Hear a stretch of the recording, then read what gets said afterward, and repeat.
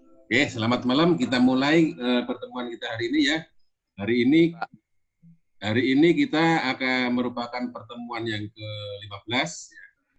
Kalau di dalam RPS, agendanya kita akan membahas hubungan antara komite audit dengan internal auditor. Ini sama-sama di audit ya. Satu lembaganya komite audit, satu auditor internal. Nah, untuk memahami atau mengerti, menguasai apa itu, bagaimana hubungan antara auditor internal dengan komite audit, kita dengarkan dulu penyajian dari Mas Dominico Kevin mengenai bab 30, hubungan komite audit dengan auditor internal. Baik, Pak. Oke, saya persilakan Mas Kevin, dimulai. Ya, Pak. Baik, terima kasih.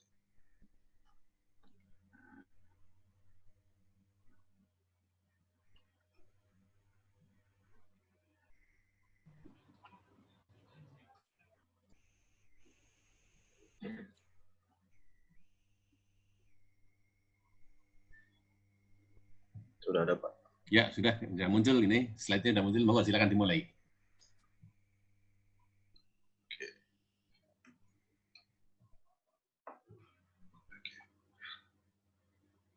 Oke, baik. Selamat malam, Bapak dan teman-teman sekalian.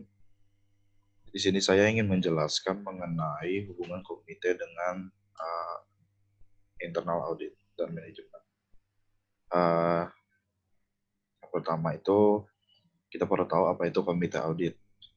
Jadi komite audit itu adalah komite yang dibentuk oleh dan bertanggung jawab dengan Dewan Komisaris dalam membantu melaksanakan tugas dan fungsi Dewan Komisaris itu sendiri. Kemudian komite audit ini juga berdiri secara bebas atau independen, karena itu menjadi lebih baik jika mereka berdiri secara independen. Kemudian biasanya itu terdiri dari 3-5 orang untuk komite audit itu sendiri. Kemudian tugas-tugasnya ada 4, di mana menilai pelaksanaan kegiatan serta hasil audit yang dilakukan SPI dan audit eksternal memenuhi standar. Kedua, identifikasi masalah yang memerlukan perhatian Dewan Komisaris. Ketiga, merekomendasikan sistem pengendalian manajemen perusahaan. Keempat, memberikan pertimbangan tentang penyusunan dan penyempurnaan piagam komite audit kepada Dewan Komisaris secara berkala. Nah, yang pertama itu adalah laporan kepada manajemen, di mana dalam melaporkan suatu laporan yang ada itu harus secara berkala, secara periodik, dengan kewenangan, tanggung jawab, dan kinerja aktivitas internal audit terhadap rencananya dan kesesuaian dengan kode etik dan standar. Kemudian juga mencakup risiko dan pengendalian dari sistem dari internal audit itu sendiri. Kemudian informasi apa sih yang perlu disampaikan? Nah, yang pertama itu ada piagam audit. Yang kedua ada independensi aktivitas audit internal. Yang ketiga ada rencana audit dan kemajuan dibandingkan rencana. Yang keempat kebutuhan sumber daya. Yang kelima kesesuaian dengan kode etik dan standar serta rencana aksi untuk mengatasi permasalahan kesesuaian signifikan yang ada. Kemudian di sini ada komite yang berinteraksi dengan manajemen audit eksternal dan auditor internal, di mana interaksi antara komite audit yang efektif, langkah-langkahnya ini sebagai berikut. Yang pertama itu memberikan agenda rapat lengkap kepada anggota komite dan pihak yang akan ditemui jauh hari sebelum rapat diadakan. Yang kedua, memastikan bahwa rapat akan dilakukan secara informatif dan terus terang. Yang ketiga, memastikan bahwa seluruh laporan keuangan dan dokumen yang relevan didiskusikan secara rutin kepada para anggota komite. Yang keempat, melakukan usaha terus-menerus memperkenalkan para anggota komite dengan operasi, organisasi, dan urusan-urusan keuangan yang secara signifikan mempengaruhi pelaporan keuangan. Yang kelima, mendapatkan informasi yang objektif dari auditor internal dan auditor eksternal. Kemudian yang keenam, menyediakan sumber daya yang memadai agar fungsi dapat berjalan dengan efektif. Nah, kemudian ada hubungan laporan audit, di mana bertanggung jawab secara efektif dari audit internal dalam masalah yang berkaitan dengan pelaporan keuangan, penyelenggaraan, dan kontrol perusahaan membutuhkan hubungan laporan antara komite audit dengan Dewan Komisaris. Untuk itu, perlu dipastikan adanya akses yang tidak terbatas dari direktur audit kepada komite. Nah, nantinya juga hubungan seperti ini itu membuahkan jalan keluar agar manajemen senior itu tidak melakukan kecurangan, karena kan komite audit ini juga diberikan akses yang tidak terbatas, jadi mampu melihat apakah ada kecurangan dari si manajemen itu sendiri. Kemudian ada pengawasan komite audit. Yang pertama, auditor internal tidak hanya melakukan penelaahan atas catatan keuangan dan akuntansi laporan dan sistem, tetapi juga pengawasan. Kemudian kerangka kerja organisasional dari aktivitas audit internal dan prosedur yang ia miliki untuk menjaga adanya sebuah lingkup yang komprehensif. Kemudian komite juga harus mempertimbangkan ketiga hal ini. Yang pertama, filosofi audit dari perusahaan, bagaimana audit yang dijalankan oleh perusahaan itu sendiri.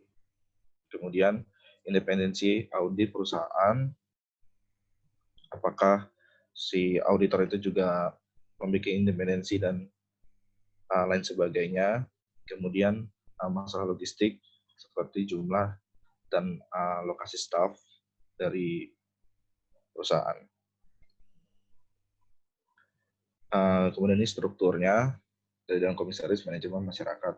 Nah, seperti sudah tadi saya bilang, komite audit itu baiknya itu berdiri sendiri atau independen agar tidak ikut tercampur tangan oleh yang lainnya. Kemudian komite audit seharusnya puas dengan atribut-atribut fungsi audit internal. Yang pertama ada proses pemilihan auditor internal, kualifikasi profesional dan latar belakang pendidikan internal auditor, program pengembangan profesional, penilaian prestasi kerja dan sistem evaluasi. Nah, maksudnya itu komite harus puas dengan atribut fungsi audit internal itu. Jadi dia tuh nggak perlu mikirin bagaimana auditor internalnya itu dipilih atau bagaimana kualifikasinya, karena perusahaan pun sudah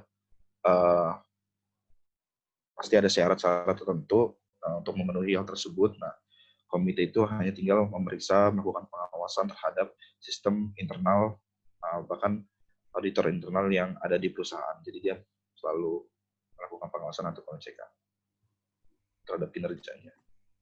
Kemudian presentasi kepada komite audit.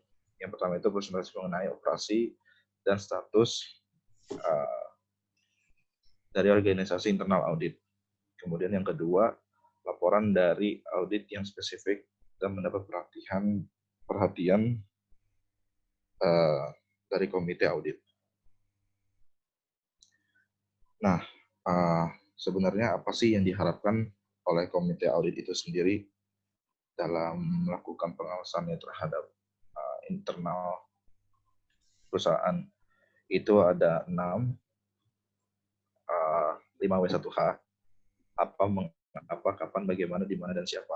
Nah, untuk apa itu sendiri, itu bagian mana dari agenda audit yang perlu untuk diubah, atau apakah auditor telah memberikan bukti yang berkaitan dengan kontrol internal, kepatuhan, efisiensi, efektivitas, dan pekerjaan dari auditor internal. Jadi dia perlu tahu apakah semua pekerjaan dari auditor internal itu sudah sesuai dengan standar dan sistem yang telah ditentukan dari perusahaan, baik dari yang berlaku pada umumnya. Kemudian yang kedua itu mengapa, di mana kontrol merupakan hal yang kritis. Staf audit internal memberikan informasi mengenai pengembangan dan kegunaannya. Kemudian kapan, urgensi itu baik, kapan adalah sekarang. Maksudnya itu jika memiliki tugas atau apapun, lebih baik dilakukan sekarang, tidak ditunda-tunda. Kemudian bagaimana itu penggunaan metodologi audit yang imajinatif dan inovatif. Di mana itu, di mana adalah maksudnya itu dimanapun terjadinya perubahan dari sistem yang ada di perusahaan itu sendiri. Kemudian siapa? Itu keseluruhan organisasi. Nah, semuanya itu adalah kayak seperti mitra, seperti rekan kerja gitu. Namun kemitraan mereka harus dimenangkan oleh perlakuan yang adil. Karena tentunya bukan berarti adanya kesenjangan di dalam perusahaan itu, walaupun misalnya ada OB atau antara OB internal audit atau direksi gitu, tetap harus ada perlakuan yang tetap adil seperti itu. Kemudian ada masalah-masalah yang dikhawatirkan oleh komite audit itu sendiri. Yang pertama ada tuntutan hukum, yang mana kemungkinan terjadi tuntutan hukum saat adanya komisaris gagal melaksanakan suatu sesuai ketentuan atau menerapkan sebuah pertimbangan bisnis. Jadi kalau misalnya si komisaris ini gagal untuk melakukan bisnisnya, kadang-kadang kan ada resiko yang harus ditanggung. Nah, satunya tuntutan hukum. Tuntutan hukum nantinya bagaimana sih cara si komite audit ini menyelesaikan masalah ini. Dan ini juga salah satu yang dikhawatirkan oleh komite audit. Kemudian ada sistem informasi, kecukupan informasi, sistem informasi manajemen perusahaan. Maka dari itu kan komite audit melakukan pengawasan terhadap sistem dari internal audit itu sendiri untuk melihat apakah informasi yang dikirimkan oleh perusahaan itu sudah sesuai dengan apa yang terjadi, dengan apa yang ada, dengan sesuai. Kemudian yang ketiga, standar kepatuhan perusahaan terhadap standar etika dan hukum. Tentunya komite audit juga berpikir bahwa perusahaan harus tetap mengikuti etika yang ada, etika bisnis yang ada, atau hukum yang ada. Nanti pada akhirnya kalau misalnya dari perusahaan tidak mengikuti standar, ujung-ujungnya nanti akan jadi masalah, ke masalah yang pertama tadi, yang tuntutan hukum. Seperti itu contohnya. Kemudian yang keempat, barang-barang modal. Permintaan untuk pengeluaran barang-barang modal. Kemudian yang kelima, kepatuhan, yaitu tidak mematuhi ketentuan peraturan pemerintah. Nah, ini juga sama, sebenarnya mirip-mirip sama yang standar tadi. Kemudian yang keenam ada kinerja, di mana kinerja yang tidak memuaskan dari direktur utama.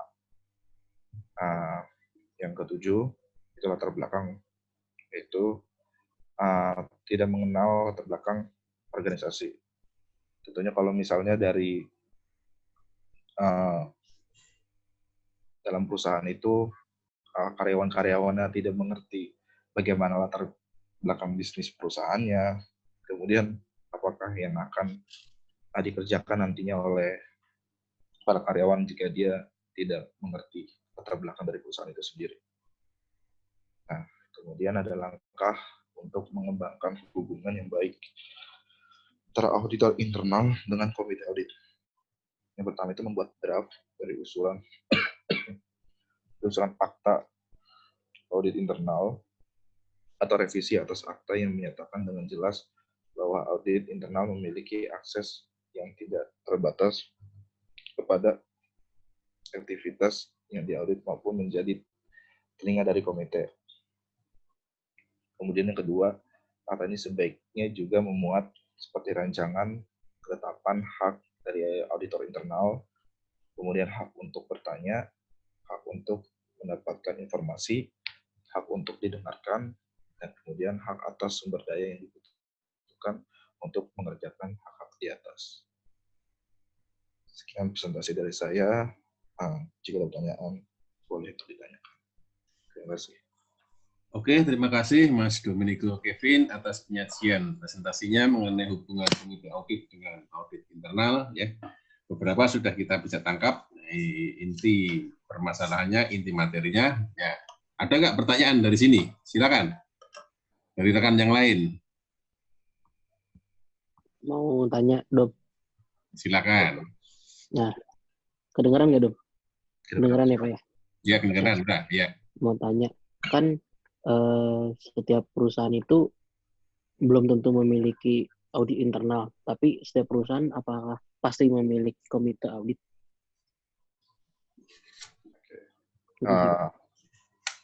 Kalau ini menurut saya aja, Pak ya. Ya, monggo silakan. Ya, kalau menurut saya pribadi, Syam, tentunya komite audit kan itu kan untuk mengawasi jalannya sistem di perusahaan itu sendiri. Menurut saya juga komite audit itu di setiap perusahaan harusnya ada karena perusahaan besar kayaknya ya yang melakukan kegiatan audit. Karena kalau misalnya adanya ada sistem audit di suatu perusahaan, tentunya harusnya ada komite audit yang mengawasi supaya berjalannya sistem itu dengan baik. Menurut saya sih seperti itu. Perusahaan yang baik pasti memiliki ya, harusnya. Iya, karena tentunya kan harus diawasi juga kan, karena nggak semerta-merta juga tetap walaupun mengikuti aturan, tapi tetap harus ada pengawasan tambahan atau ekstra untuk melihat apakah sistem itu dilakukan dengan baik atau tidak. Berarti tadi kan sempat dengar presentasinya Dom ya, bahwa komite audit juga tidak perlu tahu bagaimana cara perekrutan dari audit internal gitu ya Dom ya? Iya, betul. Nah, berarti di sini haknya si komite audit itu tidak memiliki hak penuh untuk pencabutan atau penghentian kerja si audit internal itu ya? Kalau menurut saya iya, karena nantinya itu kan si komite audit ini kan nanti kan akan melihat kan kinerjanya itu baik atau buruk, nanti dibicarakan dengan Dewan Komisaris. Nah, Dewan Komisaris akan melakukan rapat dengan manajemen apakah yang perlu langkah-langkah yang perlu diambil. Makanya tadi juga kalau nggak salah ada tugas bahwa si komite audit ini memberikan pendapat untuk sistem yang sedang berjalan di suatu perusahaan itu, apakah perlu diambil keputusan ke depannya. Oke. Mungkin seperti itu. Oke, jadi ya terima kasih jawabannya Mas Dom ya. Tadi pertanyaan Mas Hisam ya. Jadi gini, jadi kita perusahaan ya, kita perusahaan kalau kita ada organ namanya komite audit. Jadi komite audit ini adalah pihak independen yang merupakan kepanjangan tangan dari komisaris untuk mengawasi jalannya jalannya pemeriksaan atau pengawasan di perusahaan. Jadi gini, jadi komite audit itu merupakan kepanjangan tangan atau telinganya dari komisaris. Seperti saya kan ada juga di komite audit di salah satu perusahaan. Saya bukan karyawan dari perusahaan itu, tapi saya direkrut untuk menjadi salah satu anggota komite audit yang independen, bukan karyawan di situ, walaupun ada fee yang saya terima, tetapi saya independen. Tugas komite audit adalah mengawasi apakah pelaksanaan pekerjaan tugas dan tanggung jawab internal auditor itu sudah sesuai dengan aturan atau sudah sesuai dengan apa yang diharapkan. Jadi saya interaksinya dengan internal auditor, ya gitu ya. Jadi mungkin ada beberapa yang saya luruskan tadi. Coba slide-nya mengenai tanggung jawab komite audit tadi yang kaitannya dengan auditor tadi, auditor internal. Coba Mas Dom. Slide lagi, terus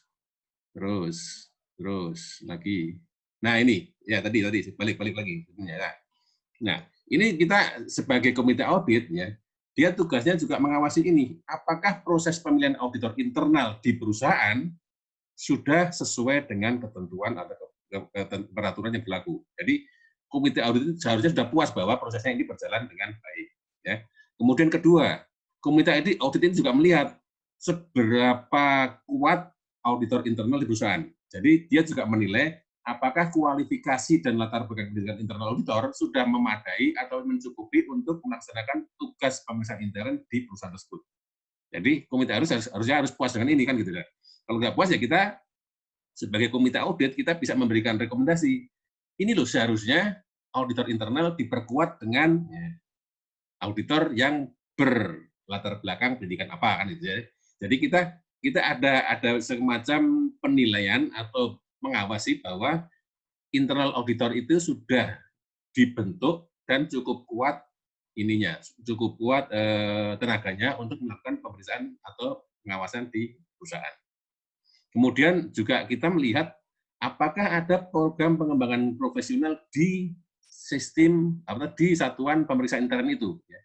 Kita melihat apakah ada programnya yang memberikan pengembangan profesional, pendidikan, pelatihan kepada auditor internal. Kita harusnya puas dengan itu. Kalau dia sudah ada ya sudah kita puas, tapi kalau dia nggak ada ya kita bisa memberikan ini loh, kita bisa usulkan kepada komisaris, ini loh SPI-mu tidak ada program pengembangan profesional. Akibatnya apa? Nanti akibatnya hasil auditnya tidak akan sebaik yang diharapkan. Nah, itu. Kemudian juga ada penilaian prestasi kerja dan sistem evaluasi di internal auditor itu, Mas. Ya, jadi ya saya mungkin tanggung jawabnya komite audit sampai segitu, ya. Jadi kita melihat kita punya kemitraan dengan SPI, ya. Kita melihat apakah SPI ini sudah berjalan dengan baik, apakah SPI ini sudah kuat, apakah SPI ini sudah melakukan audit dengan metodologi yang tepat, apakah SPI ini sudah diperkuat atau dilengkapi dengan tenaga-tenaga auditor yang memadai, punya kompetensi, punya pengalaman, punya keahlian, gitu, untuk melaksanakan tugas pemeriksaan di perusahaan. Jadi komite audit tidak mengaudit, tetapi komite audit mengawasi apakah pemeriksaan ini sudah berjalan sesuai dengan yang seharusnya, sesuai dengan standar, gitu kan? Gitu. Jadi di buku juga ada disebutkan bahwa pertanyaan yang di apa ya? Nah, saya tadi kebaca ini tadi ada di. Nah, ini. Jika ia adalah seorang anggota komite audit, ia akan meminta direktur audit menjawab dua pertanyaan. Apakah direktur audit menerima standar IIA? Apakah dia bisa menerima standar dan apakah dia bisa mematuhi standar itu? Jadi komite audit mengawasi atau melihat atau menilai apakah auditor internal atau SPI perusahaan sudah sesuai dengan standar auditor internal yang berlaku. Itu, Mas. Jadi ngerti nggak? Jadi posisinya SPI bagi di mana, posisinya komite audit di mana, posisinya komisaris gimana, kan gitu. Ya. Pak, ya, berarti gimana? Posisinya si komite audit itu di luar manajemen, tapi di bawah langsung si dewan komisaris ya, Pak? Betul. Ya. Komite audit makanya tidak dia independen gitu ya, Pak? Iya, independen. Komite audit tidak di bawah independen, walaupun mungkin anggotanya sebagian berasal dari komisaris, jadi dia tidak di bawah manajemen ya. Jadi seperti saya gimana? Tapi kalau audit internal itu posisinya itu sebenarnya aslinya di mana sih, Pak? Ya, auditor internal ya atau SPI itu secara administratif dia bertanggung jawab kepada direktur utama. Tetapi secara fungsional, secara fungsi auditnya dia bertanggung jawab kepada komisaris, kan gitu. Ya. Kemudian melalui komite audit ya. Karena di komite audit itu biasanya kalau 3 orang, 2 orang itu adalah komisaris. 1 orang adalah independen ya. Independen ahli keuangan dari luar gitu ya. Seperti saya di perusahaan itu ada 3 orang keanggotaan komite audit, 2 orang itu adalah komisaris independen di perusahaan. Dan saya adalah orang luar yang dianggap sebagai ahli keuangan untuk menjadi anggota komite audit. Ya. Jadi kita tidak di bawah manajemen. Ya. Nah, jadi organnya komite audit itu adalah kepanjangan tangan dari komisaris, gitu ya. Ya, jadi posisinya audit internal tadi saya ulangi lagi, auditor internal atau SPI itu dia secara administratif kan dia di bawah manajemen, berarti dia administratif bertanggung jawab kepada utama, gitu. Direktur utama. Ya, tetapi fungsionalnya, ya, hasil auditnya dia bertanggung jawab kepada komisaris. Jadi independensi di fungsi auditnya. Makanya kalau ada temuan-temuan auditor internal yang terkait atau melibatkan top manajemen, melibatkan direktur utama, auditor intern akan berkonsultasi dengan komite audit untuk langsung kepada rekomendasi kepada komisaris gitu. Oh. Hasil auditnya gitu. Jadi tidak ke direktur utama, tapi kalau dia temuannya hanya untuk operasional yang merupakan tanggung jawab direktur utama, maka bisa langsung ke direktur utama. Tetapi kalau dia temuannya mencakup hal-hal yang sensitif, yang mencakup top manajemen, bahkan mungkin melibatkan direktur utama, maka dia akan melalui komite audit untuk melaporkan kepada komisaris. Gitu. Jadi independennya di situ. Bisa ya ditangkap ya posisi-posisinya ini ya, jangan bingung lagi ya. Jangan rancu lagi ya, antara auditor internal, kemudian komite audit, kemudian komisaris. Itu kaitannya seperti itu. Gimana, bisa ditangkap atau ada pertanyaan lagi? Silakan. Bisa Pak, alhamdulillah bisa Pak. Jadi paham. Iya.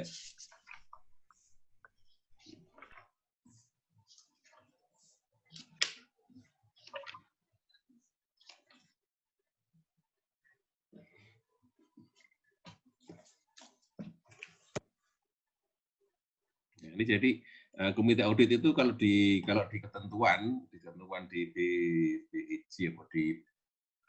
perusahaan di bursa efek itu dia minimal harus mengadakan rapat 4 kali setahun, ya minimal ya, setiap satu kuartal harus ada rapat. Di dalam rapat itu kita membahas apa sih hasil dari temuan auditor internal. Nah, di sini kan ada presentasi auditor internal tadi, coba ya, ada presentasi auditor internal. Disitulah ya ada ini ya.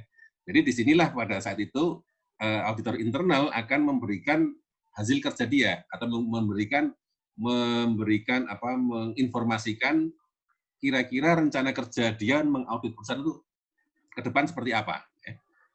Rencana kerja audit dan kemudian apa yang sudah dilakukan. Ya, jadi satu presentasi mengenai operasi dan status dari organisasi internal audit. Ya. Pertama dia mungkin memberikan penjelasan mengenai organisasi internal auditnya sendiri itu seperti apa, kemudian orangnya berapa, kemudian kelengkapan stafnya, kelengkapan sarana prasarananya dalam melakukan audit dan gitu. Ada kekurangan atau ada apa atau ada istilahnya perlu atau program pengembangannya seperti apa kan.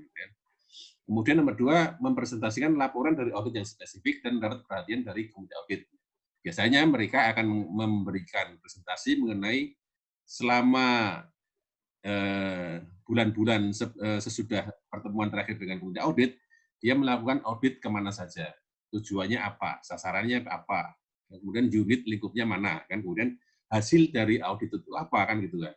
Hasil audit itu mungkin ada beberapa yang merupakan perbaikan pengendalian intern, mungkin beberapa merupakan perbaikan di dalam peningkatan efisiensi, efektivitas, atau mungkin yang lainnya, atau bahkan mungkin ada temuan-temuan yang diduga merupakan tindak pidana kecurangan, kan gitu, tindak kecurangan, tidak pidana tapi tindak kecurangan yang perlu mendapatkan perhatian dari komite audit. Nah, disinilah komite audit akan memberikan saran-saran atau memberikan arahan kepada SPI bagaimana sebaiknya melakukan atau melanjutkan. Setelah di sini SPI sudah melakukan audit, dia menemukan beberapa dugaan tindak kecurangan. Nah, disinilah komite audit akan memberikan saran atau arahan bagaimana sebaiknya arah dari pelaksanaan audit untuk melanjutkan temuan tersebut, kan gitu.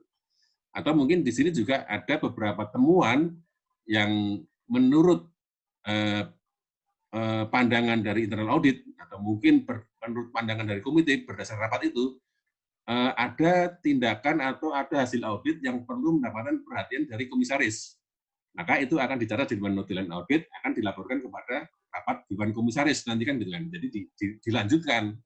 Ada hal-hal yang mendapat spesifik yang mendapat perhatian komite audit untuk dilanjutkan kepada komisaris. Mungkin ada beberapa hal yang perlu mendapatkan penekanan agar direktur utama melakukan hal-hal tertentu, kan gitu kan. Itu bisa juga seperti itu. Jadi ada hal-hal spesifik. Jadi di dalam pertemuan itu akan merupakan jembatan antara internal auditor dengan komite audit dan komisaris.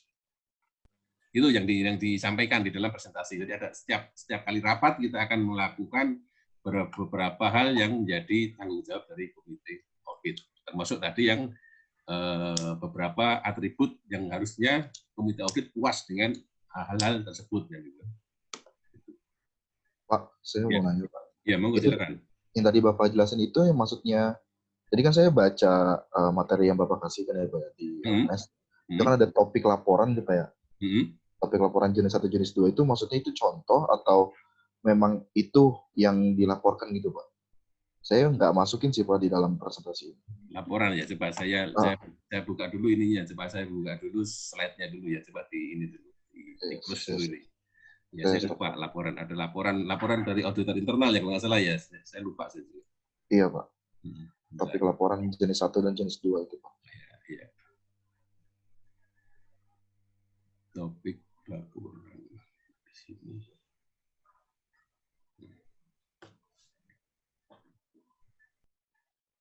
Hubungan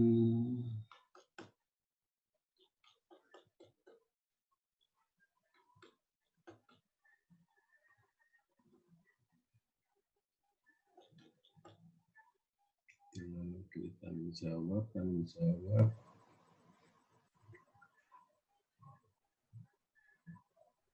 komite, interaksi, hubungan, struktur, hubungan.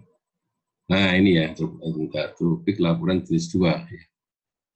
Bentar, saya screen dulu.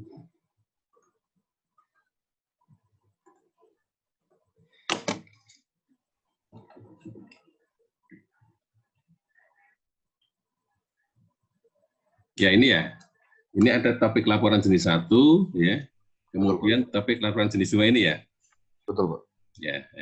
Jadi ini merupakan beberapa istilah topik-topik laporan. Jadi setiap kali ada rapat antara setiap kali ada rapat komite audit ya, biasanya kita mengundang internal auditor untuk mempresentasikan apa. Di antaranya ini, jadi ada 2 jenis laporan yang mungkin disampaikan pada saat rapat itu ya. Yang pertama adalah mengenai lingkup dan cakupan rencana auditnya. Tadi saya bilang kan, pada saat laporan itu, pada saat rapat itu, auditor internal akan menyampaikan rencana kerjanya. Ya. Dia mungkin akan memberikan semester depan kita akan melakukan audit dengan lingkup. Ya. Kemudian ada beberapa, mungkin schedule-nya, cakupan rencana rutinnya, kemudian kantor pusatnya apa diperiksa, yang mana saja, kemudian yang lainnya juga. Ya. Kemudian juga menyampaikan laporan mengenai penilaian atas kebijakan dan prosedur. Ini pasti rutin biasanya kita.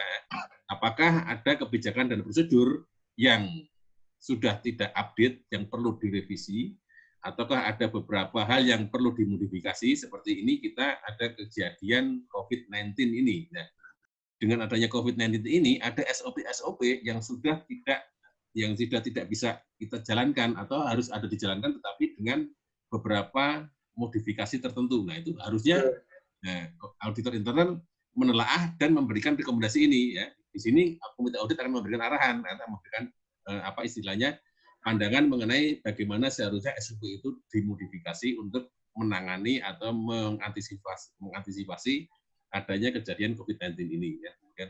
Kemudian tren yang terjadi di dalam praktik auditnya, mungkin auditor memberikan istilahnya informasi atau laporan mengenai trennya di dalam praktik audit dia di mana. Kan? Dulu mungkin dia menggunakan audit dengan metodologi A, sekarang dia akan menggunakan metodologi B, katakanlah menggunakan risk base kan gitu, risk base audit kan gitu. Nah, itu risk base-nya dia itu seperti apa? Ya, kita dari komite audit akan memberikan arahan, memberikan pandangan ya. Menurut kita seperti ini ya. Ya kita bisa memberikan istilahnya di situ berdiskusi antara komite audit dengan auditor intern bagaimana menjalankan praktek audit yang baik ke depannya. Nah, jadi ini laporan yang disampaikan oleh auditor internal untuk dibahas atau didiskusikan di dalam rapat komite audit ya. Nah, ini juga topik laporan jenis kedua, ada beberapa ya. Ringkasan auditnya, hasil auditnya, kalau tadi rencana sekarang hasil auditnya kan ya. Mungkin berdasarkan lokasi, berdasarkan unit, berdasarkan fungsional atau berdasarkan apa kan gitu kan. Ya, selama bulan terakhir ini apa yang sudah dilakukan, ringkasannya seperti apa, temuannya apa, rekomendasinya apa saja, berapa yang sudah ditindaklanjuti, berapa yang belum ditindaklanjuti, hambatannya apa ya, apakah perlu istilahnya kalau ada hambatan apakah perlu adanya informasi kepada komisaris supaya direktur utama melakukan push atau menekan kepada manajer-manajer untuk segera melakukan tindak lanjut. Ya. Itu mungkin di situ bisa juga didiskusikan. Ya. Kemudian penilaian atas audit-audit terpilih. Mungkin ada beberapa audit, jenis audit atau pelaksanaan audit tertentu yang perlu direview atau diminta review atau penilaian oleh komite audit. Ya. Dalam arti akan dilaporkan, akan diinformasikan, ini loh ada audit seperti ini, yang mungkin perlu, benar nggak kira-kira auditor internal melakukan seperti ini ya, ada review atau penilaian dari komite audit ya.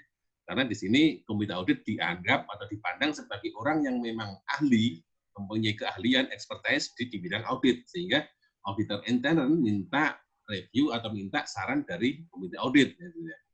Kemudian laporan-laporan kebebasan beraktivitas, ya ini juga mungkin diperlukan juga, tapi kadang-kadang istilahnya kalau memang ada beberapa kebebasan beraktivitas yang ada pembatasan ya, apakah akses kepada informasi dan orang itu memang sesuai dengan kebebasan dari internal audit kan harus bisa istilahnya mengakses kepada informasi ya.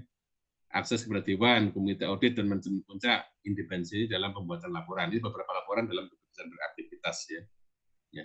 Itu jadi ada beberapa, ini kalau dari buku memang dipilah seperti itu, tapi kalau biasanya saya sih ya jadi satu, dalam arti sekali laporan, sekali rapat komite audit, ya apa yang mau dilaporkannya? Ini semua, laporan jenis 1 dan jenis 2. Gitu ya. Iya, jadi bukan kaku harus diklasifikasikan, tapi inilah yang memang harus diketahui, inilah yang harus informasi yang harus sampai kepada komite audit kan istilahnya. Iya, Pak. Ya, gitu Mas jadi ya. Oke, baik. Siap, terima kasih, Pak. Iya, sama-sama. Ada lagi yang mau ditanyakan?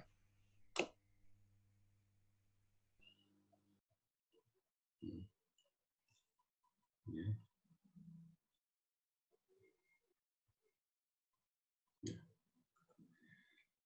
Itu yang dari slide saya. Ada nggak yang lainnya kira-kira? Mas Riki, Mbak Safa, Mas Tommy, Juni? Pak. Ya, monggo silakan. Komite audit tuh dia ada buat laporan sendiri nggak sih tentang laporan pengawasan? Apakah laporan audit, apakah komite audit ada komite laporan audit sendiri? Ya. Ya, Biasanya komite audit ada laporan apa yang namanya? Laporan aktivitas atau laporan kegiatan komite audit di akhir tahun ya. Jadi seperti biasalah kalau ada wasit laporan, kita pun komite audit juga ada laporan ya, laporan secara administratif dan laporan secara beberapa yang harus hal-hal penting yang harus dimasukkan ya. Laporan kepada komisaris. Ada laporannya ya. Sebagai salah satu bukti ya. Biasanya kalau OJK atau mungkin regulator kan minta komite audit itu kerjanya apa sih? Hasilnya apa sih? Ya, gitu kan. Nah, kita punya dokumentasinya. Kita sudah rapat selama tahun ini ya, katakanlah 6 kali ya. Tanggal ini 6 kali. Tanggal pertama kita membahas ini ya, ada beberapa temuan yang kita bahas, kemudian hasilnya kita beberapa temuan atau beberapa saran akan dilanjutkan kepada komisaris. Kemudian yang lainnya juga gitu. Jadi istilahnya laporan mengenai aktivitas atau mengenai hal-hal yang dilakukan atau dihasilkan di dalam rapat komite audit. Gitu, Mas. Oke, Pak. Ya. Ya, kita independen tapi kita juga harus ada accountable juga, kita melakukan kegiatan-kegiatan apa, hasilnya apa ya harus kita bikin laporannya. Monggo, ada lagi?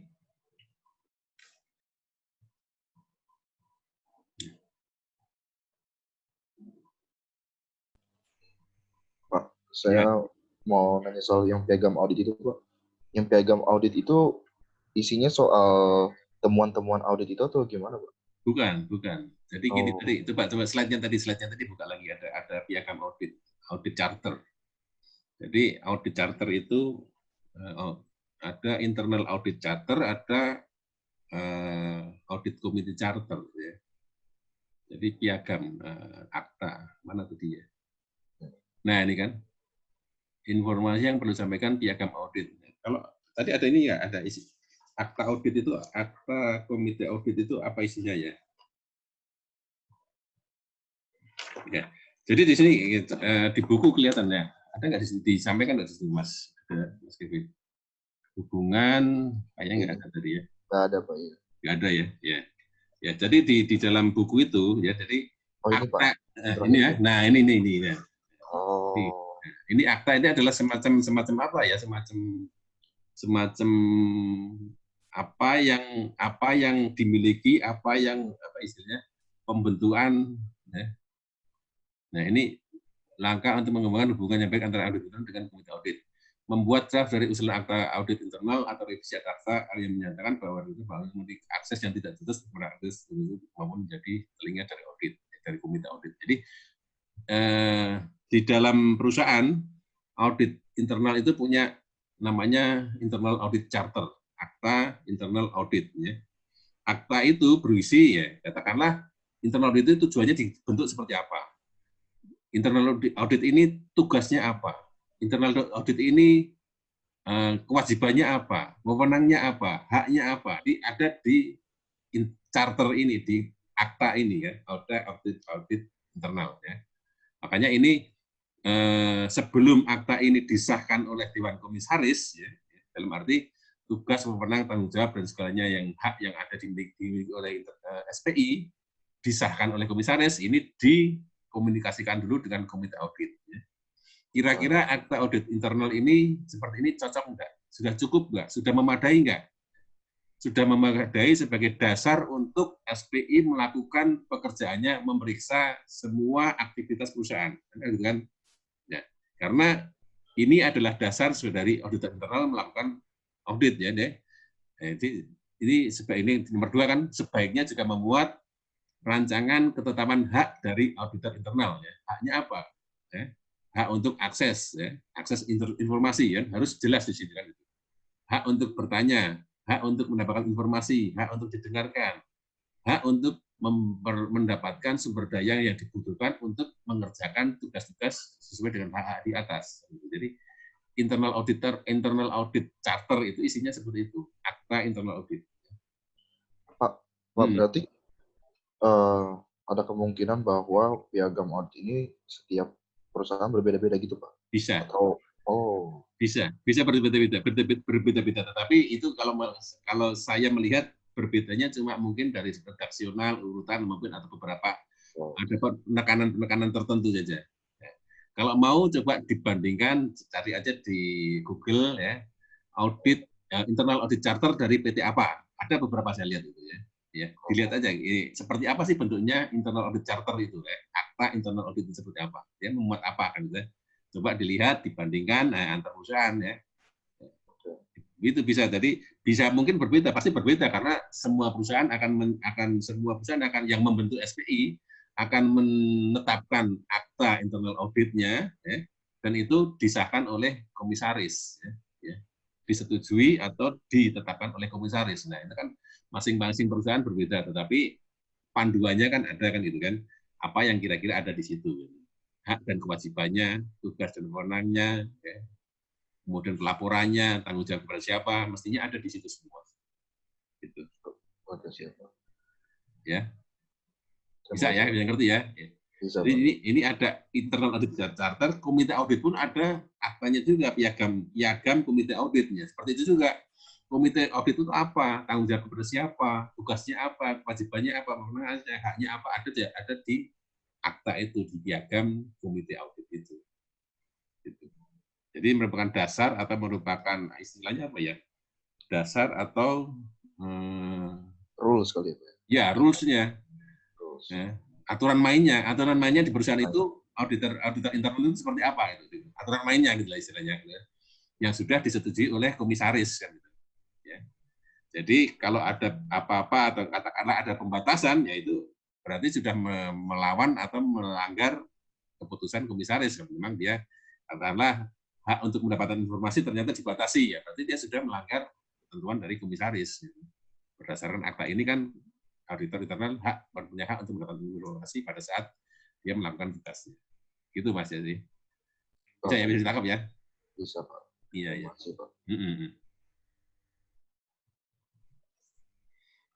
Oke, monggo ada lagi kira-kira yang ini.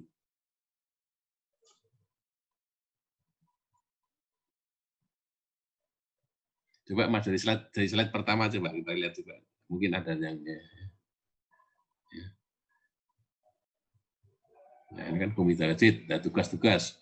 Komite audit dibentuk oleh dan bertanggung jawab kepada komisaris dalam membantu melaksanakan tugas dan fungsi komite dewan komisaris. Yang tadi saya bilang kan, komite audit itu kepanjangan tangan dari komisaris. Ya, komisaris melakukan tugasnya atau jawabnya melakukan pengawasan. Nah, itu salah beberapa tugasnya delegasikan kepada komite audit. Ya. Menilai pelaksanaan kegiatan serta hasil audit yang dilakukan SPI ya, dan auditor internal ya, eksternal ya. Berarti kita juga selain kita melihat kepada hasil audit SPI ya, di akhir atau setelah auditor eksternal menerbitkan atau auditor eksternal akan menerbitkan laporan auditornya, kita komite audit biasanya diundang. Ya, tapi sebenarnya kalau saya sih tidak di akhir aja. Sejak saat auditor eksternal atau KAP masuk, ya, saya sudah meminta mereka mempresentasikan kira-kira audit plan-nya itu seperti apa. Audit plan mereka mengaudit laporan keuangan itu seperti apa langkah-langkahnya, apa metodologinya, kemudian bagaimana mereka akan mengambil sampling, ya, sampelnya berapa yang akan diambil, ya, kemudian dan bagaimana pendekatan audit yang akan dilakukan. Itu biasanya di awal kita sudah minta mereka mempresentasikan itu. Kemudian pada berjalannya kita juga memantau juga kalau ada hal-hal yang tertentu yang mungkin kita bisa memanggil untuk rapat. Ya. Kemudian di akhir mereka melakukan audit, ya, akan menerbitkan laporan auditor, ya, mereka akan mengundang kita untuk mempresentasikan hasilnya. Ya. Mempresentasikan hasilnya dalam arti ini loh laporan keuangan manajemen, ini loh jurnal koreksi yang mereka usulkan, mana yang disetujui, mana yang tidak, kemudian konsekuensinya opini apa yang akan diberikan atas laporan keuangan itu. Ya.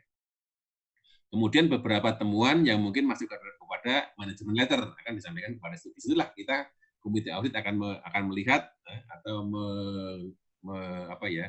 mengevaluasi apakah pelaksanaan mereka dalam melakukan audit itu sudah sesuai dengan standar. Itu yang nomor satu ya. Kemudian dua, ya identifikasi masalah yang mungkin perlu proses tugasnya, tapi sudah ya. Merekomendasikan sistem pengendalian, kemudian pertimbangan tentang penyusunan dan penyempurnaan piagam komite audit pada Dewan Komisaris secara berskala. Ya, berarti ada piagam internal audit, di komite audit pun ada piagam komite audit, audit komite charter. Itu. Lanjutnya, Mas. Ini laporan kepada manajemen ya, ada beberapa laporan sebenarnya bukan laporan ya, kemudian informasi ya. Informasi yang disampaikan kepada manajemen kan gitu kan. Karena bagaimanapun juga kan manajemen yang kita harus berinteraksi juga dengan manajemen. Kalau terdapat hal-hal yang menyimpang atau hal-hal yang perlu mendapatkan perhatian manajemen, rapat komite audit bisa meminta atau memanggil manajemen untuk datang menghadiri atau memberikan informasi mengenai yang kita pertanyakan. Ya. Kemudian lanjutnya, nah ini kan komite audit akan berinteraksi dengan manajemen, auditor eksternal dan auditor internal ya. Ya, jadi kaitannya dengan audit dan semuanya. Lanjut lagi, hubungan pelaporan komite audit. Bertanggung jawab secara efektif dari audit internal dalam melaksanakan laporan keuangan, penyelenggaraan dan kontrol perusahaan. Itu perlu dipastikan adanya akses yang tidak terbatas dari audit kepada komite ya. Hubungan pelaporan keuangan ini sebenarnya nih, hubungan laporan keuangan. Hubungannya masalah laporan keuangan ya, dengan komite audit. Ya. Oke, lanjutnya pengawasan ya. Ya, pengawasan komite audit ya. Ya, melalui internal audit ya. Lanjut. Tadi sudah sampaikan ya. Nah, ini juga komite sebaiknya mempertimbangkan filosofi audit dari perusahaan, independensi audit perusahaan dan masalah logistik. Ya. Oke. Harus dijadi pertimbangan. Nah, strukturnya kan komite audit membantu Dewan Komisaris ya. Dewan Komisaris membawakan manajemen kepada masyarakat. Ya. Lanjut lagi, tadi sudah ini ya, seharusnya komite audit mengawasi ini, dia harus puas dengan proses-proses ini ya. Puas dengan atribut dari fungsi auditor internal ya. Kalau nggak puas berarti dia harus ada komen ya, di dalam rapat audit ada komen dari dia. Komennya program misalkan ya, saya beberapa kali komennya ini SDM-nya kurang ini ya, atau ini SDM-nya perlu ditambah dengan pelatihan apa. Ada program pengembangan yang perlu dilakukan ya, supaya auditnya bisa lebih apa istilahnya lebih tajam ya, metodologinya lebih bagus, bisa efektif, efisien. Itu ada komen-komen apabila komite audit tidak puas dengan atribut dari fungsi auditor internal. Boleh lanjut lagi. Tadi sudah ini presentasi, oke, ini apa yang diharapkan ya, pasti ada semua ya, apa, mengapa, kapan, bagaimana, dan di mana, dan siapa dari internal auditor tadi. Lanjut lagi. Nah, ini beberapa masalah yang dikhawatirkan oleh komite audit. Komite audit kan tidak setiap hari atau daily berinteraksi atau terlibat di dalam kegiatan perusahaan. Ya. Nah, dia hanya sekali-sekali saja datang ke perusahaan untuk melakukan rapat. Jadi ada beberapa yang jadi kekhawatiran. Ada nggak sih tuntutan hukum pada perusahaan? Ada nggak risiko legalnya kan? Kemudian sistem informasinya, apakah mencukupi? Standarnya, apakah dipatuhi? Kemudian barang-barang modal. Kalau ada permintaan pengadaan barang-barang modal, ya, ini sudah dilakukan evaluasi belum? Nah, istilahnya, kira-kira investasi ini akan memberikan return yang memadai nggak untuk perusahaan kan? Gitu kan?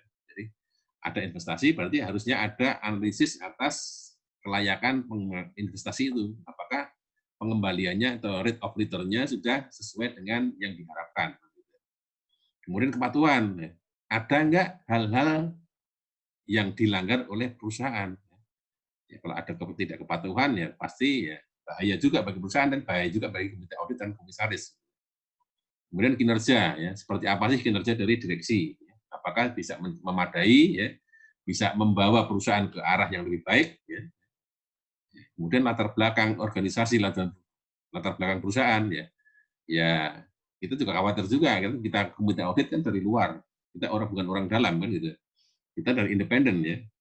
Kita kadang-kadang kalau tidak diberikan edukasi atau informasi mengenai latar belakang perusahaan, ya kita katakanlah takut juga kalau memberikan saran, jangan-jangan salah kan gitu kan. Kalau memahami latar belakang perusahaan, ya kita sebagai komite audit tenang saja kita bisa memberikan saran dengan tepat. Kemudian slide selanjutnya, langkah untuk mengembangkan hubungan yang baik. Nah, ini tadi, ya. Oke. Terakhir sudah selesai. Ada pertanyaan dari sini? Kira-kira bisa dipahami ya? Kira-kira apa posisi ya, auditor internal di dalam perusahaan? Apa posisi komite audit dalam perusahaan? Kemudian hubungan antara komite audit dengan internal auditor? Kemudian bagaimana posisi komite audit ya, di perusahaan? Kaitannya dengan komisaris? Ya. Bagaimana tanggung jawabnya? Ya. Istilahnya tanggung jawab auditor internal itu kepada perusahaan bagaimana? Kepada komite audit bagaimana? Ya. Nah, oke. Itu aja yang bisa saya sampaikan untuk bab 30 ini. Ada pertanyaan lagi kira-kira? Saya sudah cukup jelas, Pak. Oke, terima kasih ya. Bisa jelas, mudah-mudahan apa yang disampaikan ini nggak terlalu panjang nih ya, bab ini ya. Oke. Jadi ini pertemuan terakhir kita di sesi ini ya, internal auditor ya. Tahun depan, minggu depan kalian sudah ujian akhir semester ya. Ya dipelajari aja kan. Ya. Materinya kan apa tadi? Apa kita dari awal materinya? Temuan ya, temuan audit ya kalau nggak salah ya. Temuan audit, kalian pelajari temuan audit itu apa, unsurnya itu apa, gitu kan. Ada unsurnya, kriteria itu apa, kondisi itu apa, dampak itu apa, itu kalian pahami, kuasai. Kemudian contoh ya, kalau kalian diminta untuk membuat satu temuan audit, ya, seperti apa yang harus dibikin, mana yang masuk ke kondisi, mana yang masuk ke kriteria, mana yang masuk ke penyebab, mana yang masuk yang ke dampak, nah itu harus kalian pahami ya. Itu yang di temuan audit ya, itu harus dipahami. Kemudian kertas kerja, yang kedua kan materi kertas kerja ya. Materi kertas kerja kalian harus pahami apa sih fungsi dari kertas kerja. Fungsi dari kertas kerja bagi auditor internal itu apa? Kemudian kewajiban auditor atas kertas kerja itu apa saja? Kita wajib apa saja? Itu. Kemudian apalagi kita materinya? CSA ya, CSA, Control Self Assessment. Control Self Assessment itu materi pokoknya pendekatan apa? Pendekatan apa yang bisa dilakukan untuk melakukan CSA? Ya. Kemarin ada 3 kan kalau salah ya. Ada 3 Pak ya. Ya, ada 3. Itu kalian pahami kira-kira 3 itu pendekatan itu seperti apa? Ya, itu harus dipahami. Ya. Kemudian audit ya. Kalau audit terakhir itu biasanya kita lakukan rapat akhir atau closing meeting. Closing meeting itu apa? Mengapa harus didokumentasikan? Mengapa kita harus melakukan closing meeting ya, kan gitu kan? Ya, itu harus kalian pahami. Ya. Kemudian apalagi kita materinya fraud ya, kecurangan. Kecurangan itu apa? Indikasinya apa? Jadi mungkin ada indikasi bisa gimana ya? Ada beberapa hal yang merupakan indikasi ya, kalian harus paham. Ini indikasi atau ini bukan. Kemudian sejauh mana tanggung jawab internal auditor terhadap fraud ya. Ya, tanggung jawab IA itu terhadap fraud itu sampai apa ya. Kemudian ya udahlah yang terakhir yang hubungan antara komite audit dengan internal auditor tadi ya. Tanggung jawab komite audit itu apa, kemudian hubungannya dengan internal auditor di dalam organisasi itu atau seperti apa gitu. Tadi sudah kita bahas semuanya. Ya itulah yang bisa kita pelajari ya selama setengah semester ini ya. Kalau masalah ujian akhir ya kalian pelajari aja materinya, kalian latih aja latihannya yang di dalam buku Sawyer itu, ada ganda, ada IC, ada kasus ya. Itu kalau itu bisa kuasai, bisa tahu ya aman lah, bisa kita pahami materinya. Oke, itu aja. Pertanyaan? Cukup, Pak. Terima kasih, Pak. Oke, sudah cukup ya. Jadi untuk pertemuan terakhir ini kita cukupkan sampai di sini ya. Ya, terima kasih banyak ya, Pak ya. Ya, semuanya saja. Mas Dominico Kevin, Mas Hisam, Suni Francisca, David, Livia, Ricky, Sapa, Sandi, Satria, sama Tommy Lim ya. Terima kasih semuanya atas perhatiannya, atensinya ya. Apabila selama ini mengajar kalian ada beberapa hal yang salah atau yang salah, saya mohon maaf ya. Mudah-mudahan kita bisa bertemu lagi di dalam pertemuan-pertemuan yang datang. Siapa? Kalau misalkan ada pertanyaan, ada hal-hal yang perlu ditanyakan atau didiskusikan, silakan. Saya terbuka. Pakai WA, pakai email, atau pakai SMS, monggo silakan. Terbuka, kita bisa berdiskusi masalah audit, internal audit, maupun yang lainnya. Oke, itu aja. Nggak ada tambahan. Kalau nggak ada tambahan, saya tutup sampai di sini. Terima kasih. Ya. Selamat malam, selamat istirahat, selamat ujian, mudah-mudahan bisa mendapat nilai terbaik, ya bisa mendapat banyak. Ya, selamat malam. Assalamualaikum warahmatullahi wabarakatuh. Waalaikumsalam warahmatullahi wabarakatuh. Terima kasih Pak. Selamat malam. Terima kasih Pak. Ya, sama-sama. Terima kasih.